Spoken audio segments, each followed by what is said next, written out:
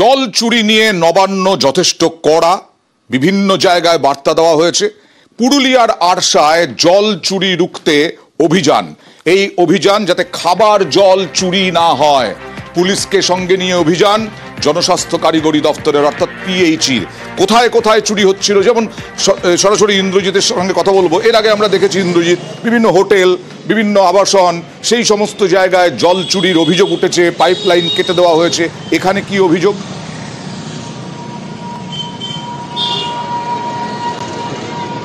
দেখো আন্দা, পুরুলিয়ার আরশা ব্লকের বেলডি গ্রামে দীর্ঘদিন ধরেই গ্রামের একাংশ মানুষ জল পাচ্ছিল না, এবং এই অভিযোগ বারে বারে করার পর পিএইচই দপ্তর বা জনস্বাস্থ্যকারী দপ্তর বুঝতে পারে যে গ্রামে কিছু জল চুরি হচ্ছে।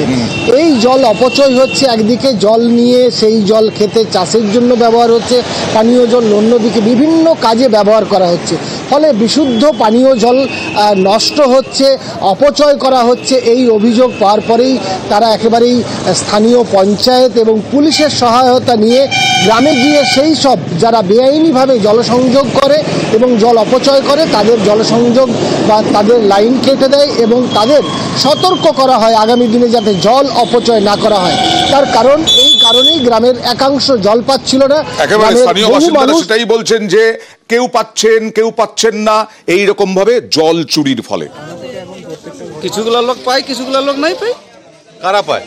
এই কুলিটা মোটামুটি প্রায় কম বেশি পাই, ওই দিকের পাড়াটাতে নাই পাই। কারণটা কি? জল তুলে দিচ্ছে কোথা থেকে? পাম্পে করে? পাম্পে কি কোনো সবজি বাড়ি বাড়ি কেউ পাটা আছে এমনি হয়েছে, আবার কেউ একটু সবজি চাষ করেছে, ও ঝিটে দিয়েছে। কিসে ঝিটছে? ও পাম্প দিয়েই, মানে পাইপে পাম্প লাগাচ্ছে। পাইপও পাম্প দিয়ে থাকে অনেকগুলো। আর জনস্বাস্থ্য কারিগরি দপ্তরের কর্তা বলছেন যে আসলে জল চুরি হচ্ছে, চাষের জন্য জল, খাবার জল চলে যাচ্ছে, তাই যতটা পারা যায় আটকানোর চেষ্টা হচ্ছে। মোটামুটি 4 থেকে 5 ঘন্টা জল দিই, তাতে করে মানুষের অভিযোগ যে আমরা জল পাচ্ছি না। অনেকে টুলু পাম্প বিভিন্ন খেতি বাড়ি করছে, জলটা ওয়েস্টাই করছে। তো আমরা থানার ওসি আছে, পঞ্চায়েতের প্রধান আছে, একসাথে আমরা কাজ করি যাতে অবৈধভাবে জল নষ্ট না হয়ে সঠিকভাবে সবাই জল পাই, তার ব্যবস্থা করছি আমরা। জলের যে কানেকশন মেন লাইনে দেওয়া ছিল সেটা কিন্তু পাবলিক নিজের মতো কেটে নিজের ঘর ঢুকাচ্ছে, তার জন্য অসুবিধা হচ্ছে, সবাই জল পাচ্ছে না। আমরা ব্যবস্থা নিয়েছি যে যাতে সবাই জল পায়, 2টা পঞ্চ কাটা হয়েছে, মানে লিগেলভাবে কাজ করানো হচ্ছে। গরমকালে তো পুরুলিয়ায় জলকষ্ট বারবার দেখায়, শীতকালেও জলকষ্ট পুরুলিয়াতে, জলের অপচয় হচ্ছে পুরুলিয়াতে। অভিযোগ কল বন্ধ করার ব্যবস্থা না থাকায় সারাক্ষণই জল পড়ে, জল চলে যাচ্ছে ড্রেনে। ব্যবস্থা নেওয়ার আশ্বাস পুরপ্রধানের।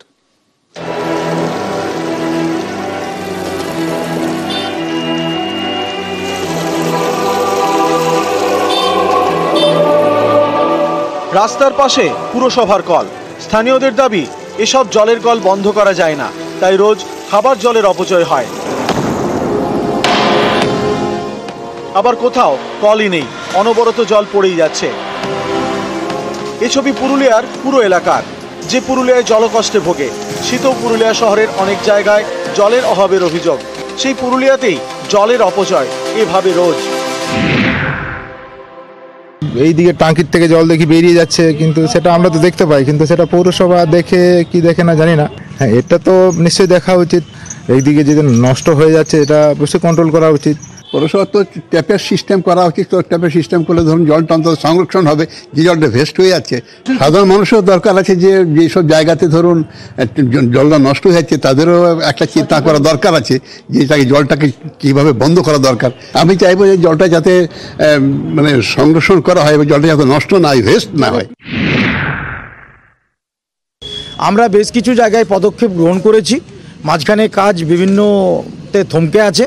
আমরা খুব শীঘ্রই আমাদের ডিপার্টমেন্টকে নির্দেশও দিয়েছি, বিভিন্ন জায়গায় নাগরিকদের কাছে আবেদন জানিয়েছি যে যেখানেই জল অপচয় হচ্ছে আমাদের হেল্পলাইনে ফোন করুন, আমরা তৎক্ষণাৎ সেখানে গিয়ে যাতে জলের অপচয়টা বন্ধ হয় সেই স্ট্রিট ট্যাপটাকে আমরা বন্ধ করছি।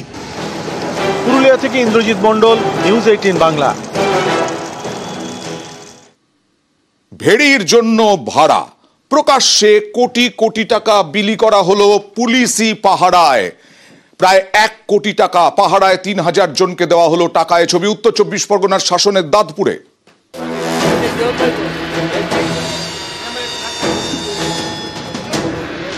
ব্যাংক অ্যাকাউন্টে নয়, নগদে লেনদেন। রবিবার প্রায় 3000 জনের হাতে দেওয়া হলো 1 কোটি টাকা, ভেড়ির ভাড়ার টাকা। এদিন উত্তর 24 পরগনার শাসনের দাঁতপুরে ভেড়ির মালিকদের দেওয়া হলো ভাড়ার টাকা।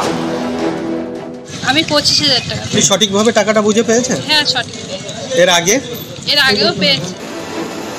শাসনের বিস্তীর্ণ এলাকায় ভেড়ি, এখানকার বাসিন্দাদের আয়ের বড় ভরসা ভেড়ি। মালিকদের থেকে লিজ নিয়ে মাছ চাষ করা হয়, বছরে 3 কিস্তিতে দেওয়া হয় টাকা। বাম আমলে নিজেরা আত্মসাৎ করতো, এখনো সেই আত্মসাৎটা করতে পারে না, মানে জমায়েত করে খাজনা দিত না। এই 2 বছর এত সুন্দরভাবে খাজনা পরিশোধ করতেছে মানুষের, এতে আমরা খুব গর্বিত, খুব খুশি। আমাদের জমি আছে 10 বিঘার মতো। আপনি সব টাকাই পাচ্ছেন? হ্যাঁ, পাচ্ছি। আগে এইভাবে প্রকাশ্যে দেওয়া হতো না। 2024, 2025 এই 2 বছর প্রকাশ্যে জনগণের সামনে ডেকে এই মৌজার যতজন আছে প্রত্যেকেরই ডেকে টাকা দিচ্ছি। স্থানীয়দের দাবি, কয়েক দশক ধরে এখানকার প্রায় 1200 বিঘা ভেড়িতে মাছ চাষ হচ্ছে, কিন্তু মালিকরা ভাড়া পাচ্ছেন 2021 সাল থেকে। তার আগে ভাড়ার টাকা যেত নেতাদের পকেটে। বছর খানেক আগে ভেড়ি কমিটি তৈরি হয় শাসনের দাঁতপুরে। কমিটি সিদ্ধান্ত করে আমরা 1 বছর ধরে আমরা ওপেন মাঠে মাইক লাগিয়ে, মাইক খাটিয়ে এবং যার যা প্রাপ্য তাকে আমরা তার হাতে তুলে দিচ্ছি। কত গ্রাহককে টাকা দিচ্ছেন? কম বেশি 3000 গ্রাহক। কত টাকা পরিমাণটা?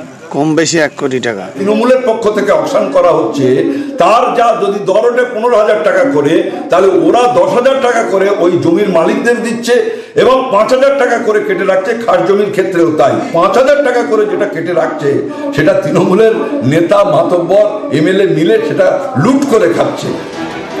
ভেড়ির মালিকদের টাকা দিতে এদিন পুলিশ মোতায়েন করা হয়। জিয়াউল আলম, নিউজ 18 বাংলা। নিকাশি নালা তৈরি করছে পুরসভা বানারহাটের সাঁকোয়া ঝোড়ায়, কিন্তু সেই নিকাশি নালা নিয়ে রাজনৈতিক চাপানুতোর তুঙ্গে। এক বিজেপি নেতা তিনি আবার ওই কংক্রিট তুলে নিয়ে দেখাচ্ছেন যেখানে নিম্নমানের সামগ্রীতে কাজ হচ্ছে। সরাসরি চলে যাব প্রতিনিধি রকির কাছে। রকি, পুরসভা কাজ করছে, পুরসভার কাজটা তো সম্পন্ন হবে, তারপরে বোঝা যাবে সেটা নিম্নমানের সামগ্রী দিয়ে তৈরি কিনা। বিজেপি নেতা কেন করতে গেলেন এরকম?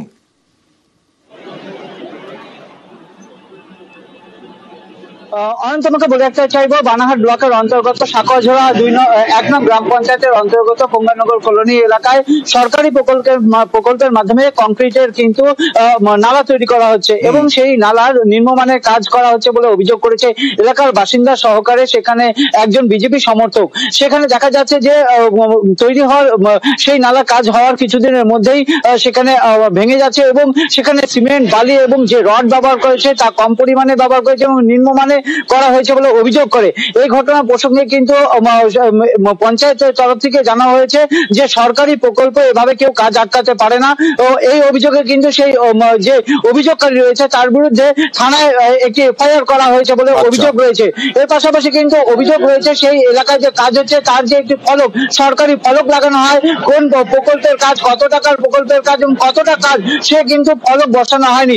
আর এই ঘটনা ঘিরে কিন্তু রীতিমতো বিজেপি নেতা তিনি কি অভিযোগ করছেন আর পাল্টা পঞ্চায়েত কি বলছে?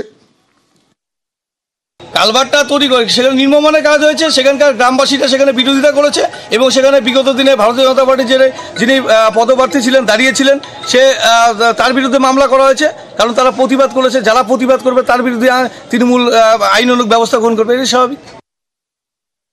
ঢালাই হলে ঢালাইটাকে একটু শুকোতে দিতে হয়, কাঁচা অবস্থাতে ওটাকে ভাঙা হয়েছে এবং আমাদের ধারণা যে ছেলেটা প্রথম থেকে এই কাজটাকে বাধা দিয়ে আসছে তারই প্ররোচনায় এই ভাঙাভাঙিগুলো করা হয়েছে। সরকারি সম্পত্তি ভাঙার অধিকার কারণেই নিম্নমানের হয়ে থাকলে আমাদেরকে অভিযোগ করবে, আমরা নিশ্চয়ই দেখব। যেহেতু সে বিজেপি করবে, তাকে তৃণমূলে যোগ দেওয়ার জন্য একটা প্রেশার দেওয়া হচ্ছে, ভয় দেখানো হচ্ছে। আমাদের এখন আর কাউকে যোগ দেওয়ার জন্য প্রেশার দিতে হয় না, আর বিজেপি করে কিনা সেটা আমার জানা। আর